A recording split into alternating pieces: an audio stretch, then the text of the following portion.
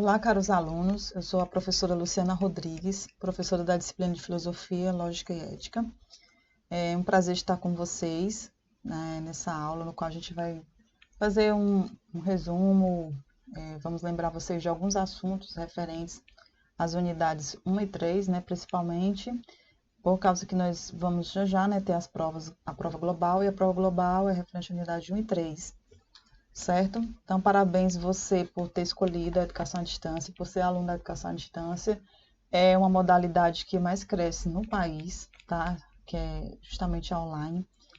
Realmente é um grande desafio estudar à distância, então vocês estão de parabéns por tentar se esforçar, porque o aluno do EAD ele precisa ser autodidata, ele precisa ter compromisso, ele precisa ser uma pessoa acima da média para conseguir obter êxito, né? Passar na disciplina, concluir seu curso. Então, eu espero sucesso para todos vocês, tá certo? Então, não esqueçam de fazer as atividades, façam as atividades no prazo, converse com seu tutor e sempre tire dúvidas com ele, tá certo? Nunca fique com dúvidas. Assista os vídeos, quantas vezes for necessário para que vocês possam ter acesso ao conhecimento. E essa aula aqui também a gente vai deixar no nosso canal, né, no YouTube, para você assistir quantas vezes você quiser, tá bom? Então, vamos iniciar agora nossos slides aqui da aula de Filosofia, Lógica e Ética. Tá certo? Eu sempre gosto de iniciar a minha aula mostrando essa imagem. E às vezes a gente, se você olhar bastante para a imagem, você vai ver pontos pretos, pontos brancos, pontos negros, pontos brancos. Mas é uma ilusão de ótica, né? Que aqui todos são pontos brancos. Mas o nosso cérebro, ele faz a gente enxergar esses pontinhos pretos, né?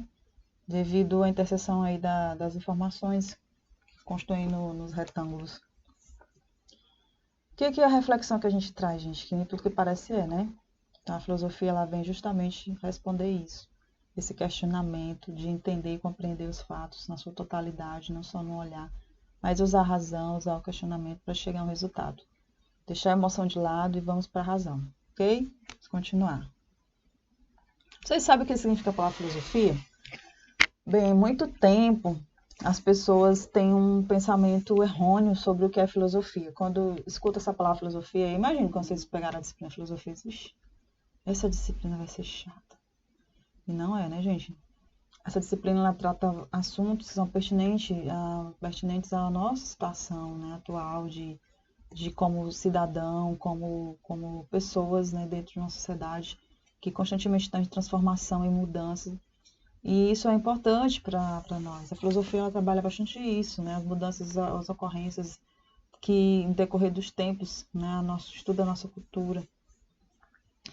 Então, a filosofia, o objetivo dela é o quê? Estudo, né? Que tem como objetivo o amor ao quê?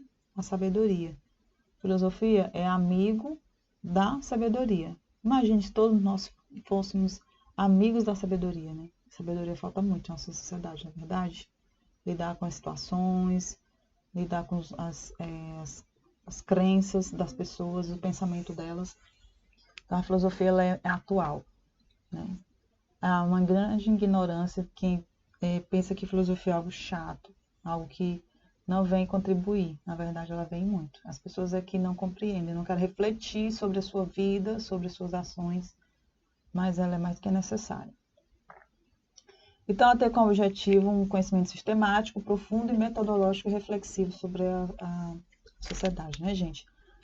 Por ela trabalhar com a questão da reflexão e do questionamento, ela incomoda, né? Ela questiona. Então, a filosofia ela realmente incomoda as pessoas devido às suas características, né? E aí ela questiona o que? As pessoas, a cultura, as doutrinas, a política, a moral, a ordem das coisas. Né? Ela tem como objetivo essa reflexão, esse questionamento sobre como as coisas estão organizadas e como elas vão estar no futuro. E isso a filosofia faz muito bem, tá? A gente vai vendo aqui algumas coisas que vocês vão entender. Então, a filosofia ela tem como origem na antiguidade, justamente 5 séculos antes de Cristo, aí vamos lá, uns 500 anos antes de Cristo na antiguidade, né? Justamente no início ali dos primeiros filósofos, né? Que a gente vê Sócrates, Aristóteles e Platão, né? Que são os pioneiros, que veio justamente naquele intuito de quebrar o paradigma da mitologia grega para se tornar algo mais questionador e racional sobre a condição da sociedade.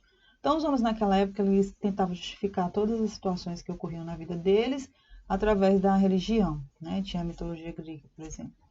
Mas aí, as condições humanas, elas estavam além do que isso poderia explicar. Então, foram questionando sobre a sociedade, sobre as situações nas praças, e a gente vai dizer que foram os primeiros filósofos, né? Tá certo? Só um minuto. Então, na Antiguidade Grega, né, se desenvolveu no decorrer da história, procurando dar conta de todas as questões que surgiram no período de forma questionadora. Eu já falei para vocês. Por causa disso, a filosofia ela também foi crescendo, se desenvolvendo no decorrer dos tempos.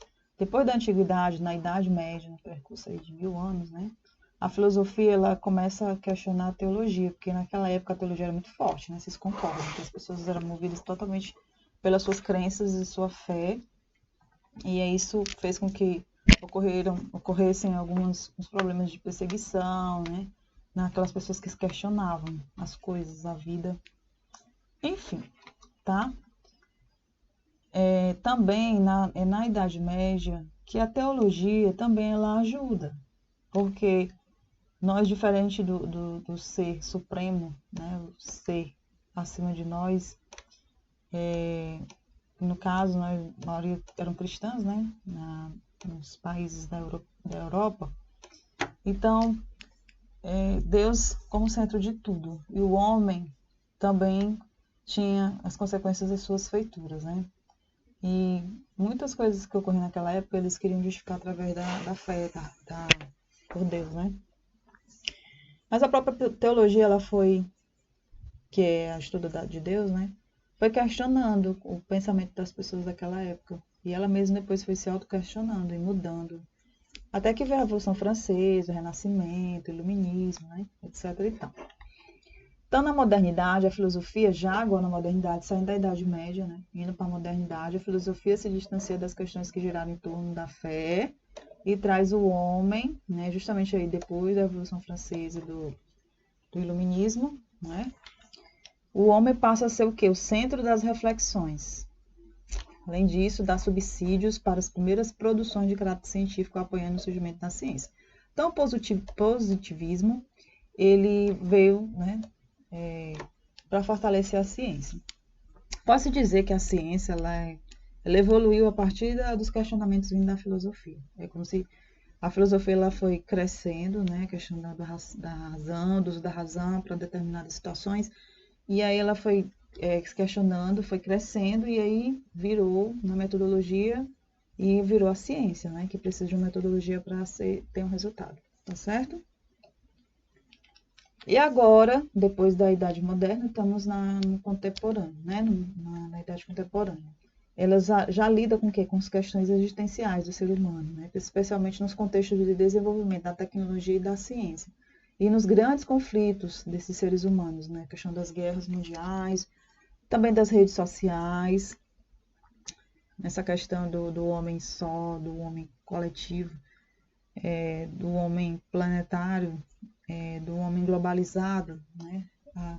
A filosofia questiona muito sobre isso, no intuito de melhorar a qualidade de vida das pessoas, tá certo? Então, a gente, até certo ponto, dizia que filósofo, ela viu um filósofo, a pessoa que ela tinha capacidade de refletir, ou uma pessoa que não queria saber das coisas da vida, só queria dormir, né? Descansar. E, na verdade, o filósofo ele tem um grande papel, tá? Ele não necessariamente é isso que as pessoas ditam, né? Ele, de fato, ele ajuda a ciência. O filósofo ele quer o quê? Averiguar a relação de fato com uma experiência em geral e, a partir disso, chegar ao seu significado, o seu valor. O valor das coisas, através da subjetividade, né? Ele produz uma síntese interpretativa, tentando remontar aquilo que o cientista desmonta analiticamente. Então, o filósofo ele tem como objetivo mostrar a sabedoria por trás daquela situação, né?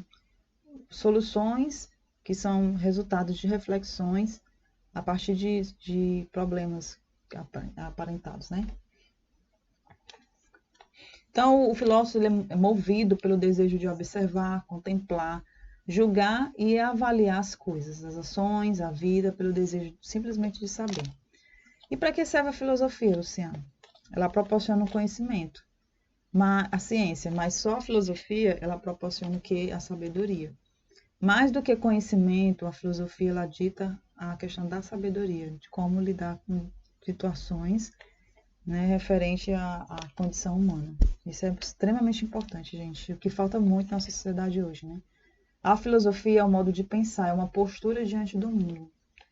E não é um conjunto de conhecimentos prontos, um sistema acabado, fechado em si mesmo. Não, ela está em constante transformação e reflexão.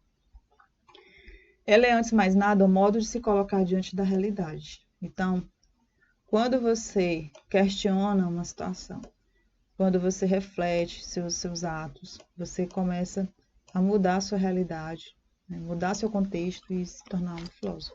Não necessariamente tem que ter feito faculdade de filosofia, é bom, mas não necessariamente, tá?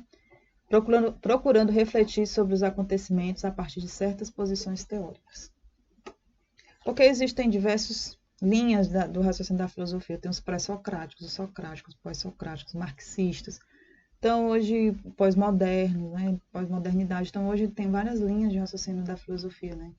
Então, vocês podem procurar como mais se adequa, né? O que você tem interesse de aprender e ler sobre os conceitos desses filósofos, né? Então, como eu já falei para vocês, a ciência nasceu da filosofia. Outros aspectos interessantes que a gente tem que trabalhar nessa aula, pessoal, é sobre a questão da ética e da moral. Muitos de nós vão achar que ética e moral são as mesmas coisas, né? Achar até difícil dizer a diferença entre uma e outra. Porque a gente fala muito que a pessoa que tem ética no trabalho, nas relações sociais, ela usa o moral da sociedade que ela está inserida para ela ter ética, né? Ou a gente diz que toda pessoa que tem moral, ela tem ética. Ou toda pessoa que tem ética tem moral. Vocês vão entender a diferença, tá certo? São conceitos bem diferentes. Luciana, então, o que é moral? A moral compreende o conjunto de princípios, valores e normas que regem a conduta dos seres humanos em sociedade. Então, nós somos educados pelos nossos pais, pelas instituições que fazemos parte, pela cultura que a gente está inserido, pelas pessoas que a gente compõe nosso círculo de amizade, querendo que elas também nos eduquem e nos influenciam na nossa vida. Então, a sociedade, ela dita seus princípios, ela dita suas regras de conduta, ela dita suas regras de vida privada, de vida pública, né?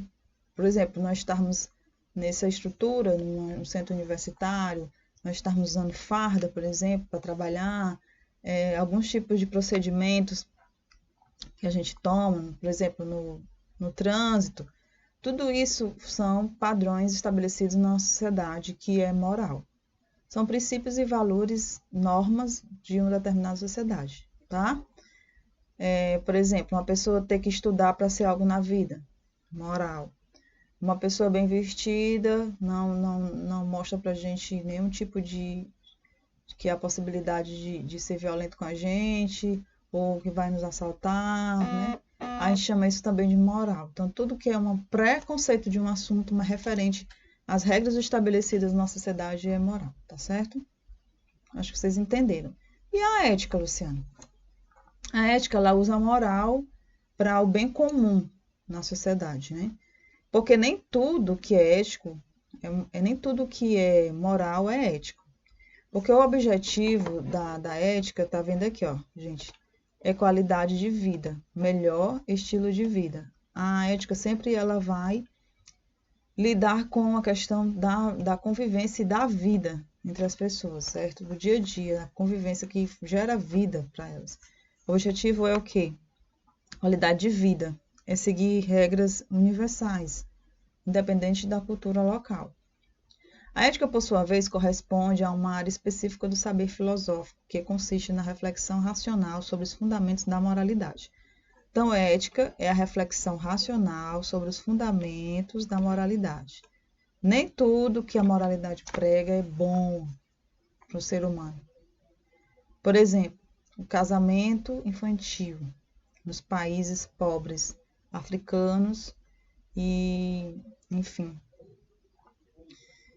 A gente vê que essas crianças se casam no intuito, a moralidade diz que é cultural, que elas têm que casar. Crianças com 10, 12 anos casando com homens já casados, seus 50, 60 anos, sem querer. Imagina a violência, né? Mas é moral para aquela sociedade, né? Mas não é ético, porque lida com a vida daquelas meninas sem elas quererem, elas casam, elas não sabem fazer o que tem que ser feito, elas viram refém desses homens, muitas morrem porque fogem, morrem porque engravidam e não tem nenhum tipo de acompanhamento médico, se matam porque elas entram em depressão, tiram a própria vida. Então, uma coisa que é moral, mas não é ético. Por isso que a ONU entra, né, nas questões éticas, né, mundiais, principalmente nos princípios dos direitos humanos, e ela não quer nem saber se é moral, se é cultura daquela sociedade. Elas tiram aquelas crianças daqueles lugares e, enfim, enfrenta, né, que tem que ser enfrentado, joga para um tribunal da ONU, e aí o objetivo é a vida, né, dos direitos humanos. Continuando na unidade 3, a gente vê a unidade 1, viu, pessoal? Então, continuando na unidade 3, eles vão reforçar aqui a questão da moralidade, o que é moral. Em nosso texto de estudo, afirmamos que a moral é um conjunto de princípios e normas e valores da sociedade que determinada época, tá? Já concordam com isso, né, gente? É um comportamento esperado e compartilhado por um grupo, como eles devem ser. A convivência é indispensável para o crescimento humano. Cada um de nós tem as formas próprias de pensar e agir. Mas como seria a convivência se não houvesse regras? Precisa, né? A moral ela é importante. Claro que às vezes ela exagera, mas ela é importante. Os conflitos revelam-se que em pequenas ou grandes dimensões são no ambiente familiar, no trabalho, espaços religiosos, relações das grandes empresas entre si cujos interesses divergem. Não há romantismo nas relações sociais. Não há, né, gente? A gente sabe que em todo relacionamento que há pessoas, há pensamentos diferentes, há forma de agir diferente, que realmente deixa as pessoas chateadas umas com as outras, porque nós somos plurais, né? Ainda bem. E como não há romantismo nas relações sociais, a gente precisa aprender a negociar, onde todo mundo ganha, né? Na verdade, não é a simples tolerância, mas um diálogo. Você está com disponibilidade para dialogar com as pessoas, né? Não é para todo mundo, não. Ética é um dos ramos do estudo da filosofia, lembra que são 5, né? E aí vocês estudam cada uma delas, e uma delas é a ética. E o objetivo é pensar sobre a moral como objetivo de uma qualidade de vida de um bem comum. A ética estuda a moral e a critica.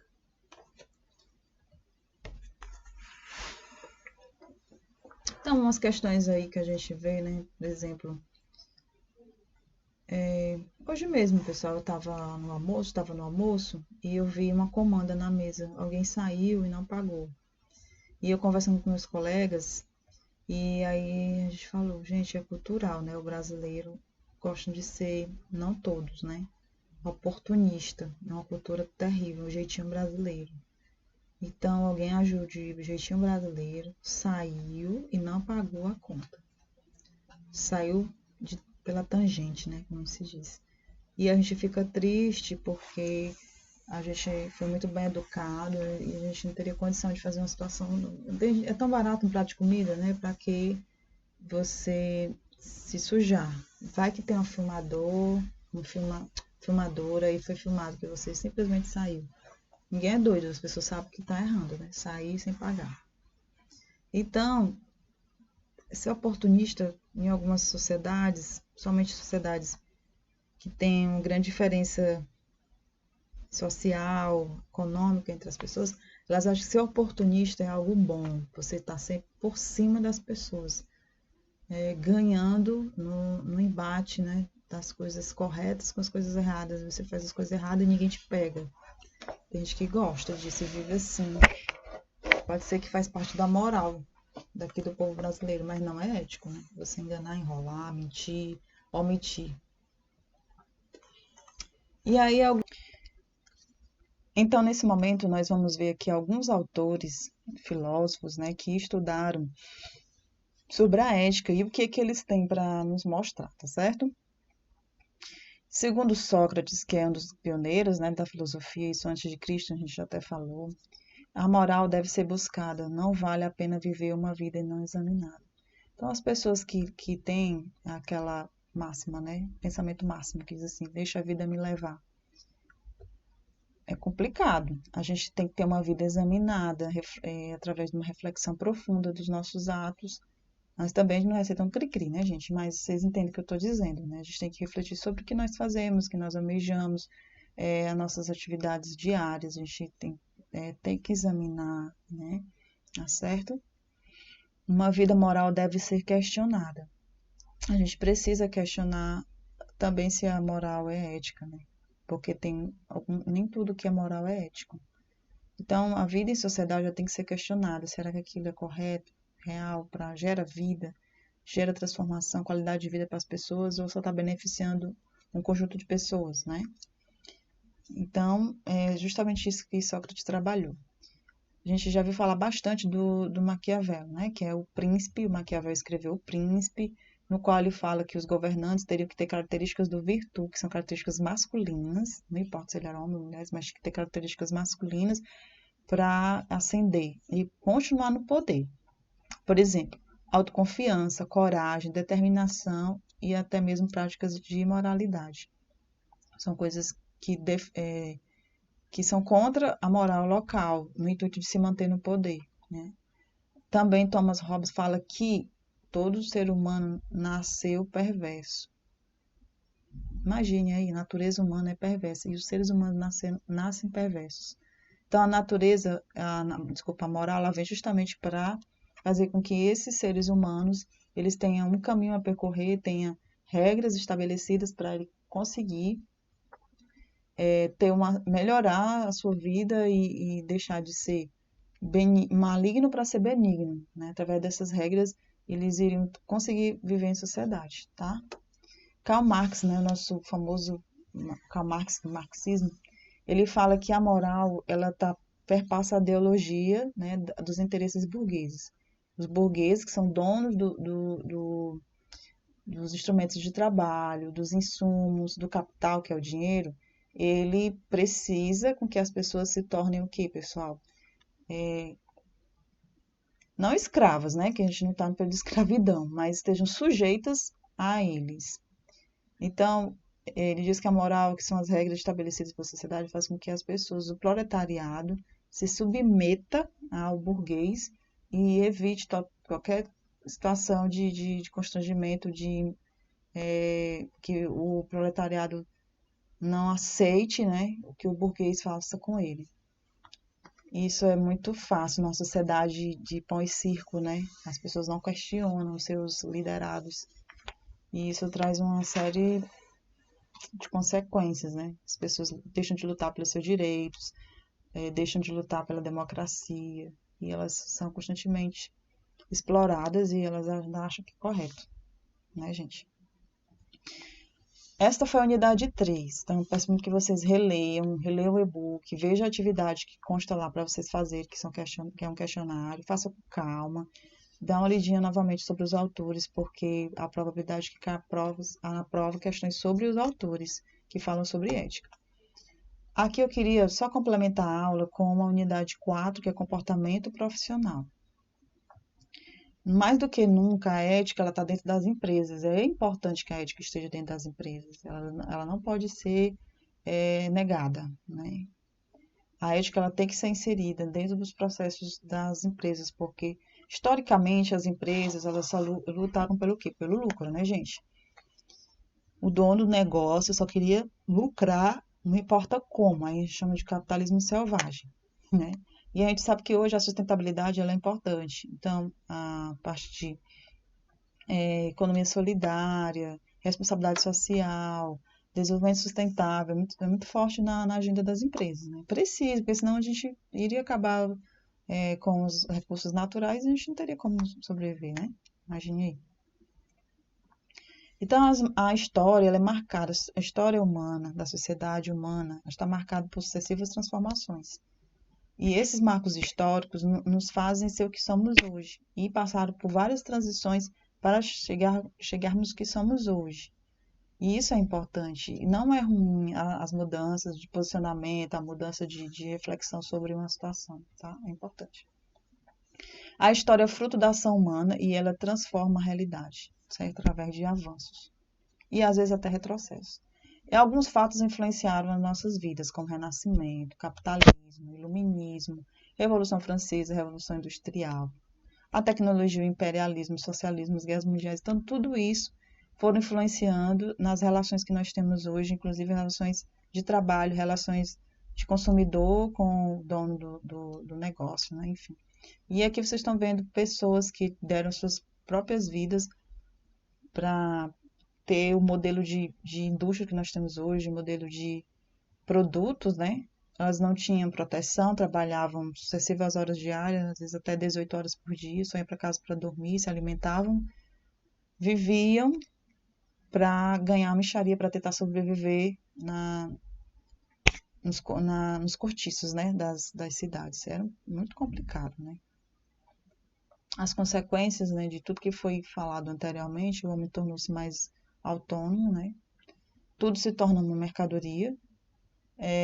Tem a questão da liberdade, da universalização do ensino, da questão também da globalização do mundo, né? A ampliação dos direitos. Então, nem tudo foi ruim, né? Também teve lados positivos. E aí a gente já falou sobre isso. E as consequências desse lucro foram os danos ambientais. A ética empresarial é aquela que tem como foco a conduta das empresas nas empresas, tá? A maioria como esses atuam em relação aos seus colaboradores, consumidores e ambiente e sociedade no entorno. Todos esses são chamados de stakeholders. Então, como a empresa ela se relaciona com todos esses elementos, esses sujeitos, com os seus colaboradores, porque os colaboradores é um ativo, né? Eles são importantes para o lucro da empresa. Senão, não tem colaborador, tem empresas que é impossível ela estar no mercado, né? Como ela se relaciona com os seus consumidores, com o ambiente que ela faz parte, né? Ambiente, sociedade no seu entorno, tá? Isso é importante discutir. Quantos de vocês conhecem o código de ética da sua profissão? E quantos de vocês já visitaram o código de ética da sua empresa? Que já tiveram em mãos o código de ética da sua empresa? Né? São pouquíssimos que têm. Pelo menos o regimento interno, né? É para vocês acessarem e lerem. E a responsabilidade social, ela trabalha com as atitudes éticas das empresas dentro da comunidade, o meio ambiente que ela está inserida, tá? É interessante que as empresas começam a trabalhar com os valores comportamentais e morais e respeitar os padrões universais dos direitos humanos, porque ela está inserida, onde ela está inserida. Respeitar o meio ambiente e contribuir para a sustentabilidade. E o maior envolvimento nas comunidades que estão inseridas. Mas, assim, diante de tudo isso, para que realmente as empresas precisam? Além da sustentabilidade da empresa e dos insumos, as empresas, hoje, é marketing, né, gente? Marketing verde, marketing social. As marcas que são bem relacionadas com o local que ela está inserida, o país, as pessoas, a cultura, ela é bem vista, ela vende mais, tá? Ela investe para isso, mas compensação ela vende mais. Aqui é uma imagem, isso foi 5 anos atrás, foi muito divulgada, que adianta ter uma marca que se trabalha tecnologia, né? Quem vê essa marca aí lembra, né? Logo em tecnologia, em conforto, em durabilidade. Mas foi feita uma investigação e várias pessoas estão envolvidas na cadeia de produção, crianças, mão de obra escrava, num produto tão caro. Que adianta? Isso ficou muito feio para essa marca. Até hoje ela está tentando se limpar, mas algumas pessoas sempre vão lembrar dessa marca sobre esses denúncias que ocorreram referente a essa marca, né? Algumas frases para vocês, né, sobre ética empresarial que é interessante. Não há autonomia e motivação em uma empresa sem relações de confiança. Toma conta do teu negócio e ele tomará conta de ti. Ou ele tomará conta de ti. Duas coisas mais importantes não aparecem no balanço de uma empresa: sua reputação e seus homens. Bem forte, né? Toda empresa precisa ter gente que erra, que não tem medo de errar e que aprende com o erro. Imagine. Não basta cumprir metas, é preciso compartilhar os valores essenciais da empresa. Não existe uma segunda chance de se causar uma primeira boa impressão. O perigoso não é pensar grande e não conseguir. O perigoso é pensar pequeno e conseguir. Então é isso, pessoal. Obrigada pela atenção. Espero que a disciplina ela colabore, que a filosofia esteja na mente de vocês como algo interessante. Pesquisem filósofos atuais, da atualidade, Félix Guattari, Michel Foucault, o Karnal, Mário Sérgio Cortella. Tem outros que vocês podem também se espelhar, ver vídeos no YouTube. Procurem, entendem o que é filosofia, o que ela pode trazer de bom para você, para sua vida profissional, sua vida familiar, enfim, como cidadão, tá? Então, qualquer dúvida, entre em contato com seus tutores, estude bastante e sucesso para vocês, tá bom? Um abraço.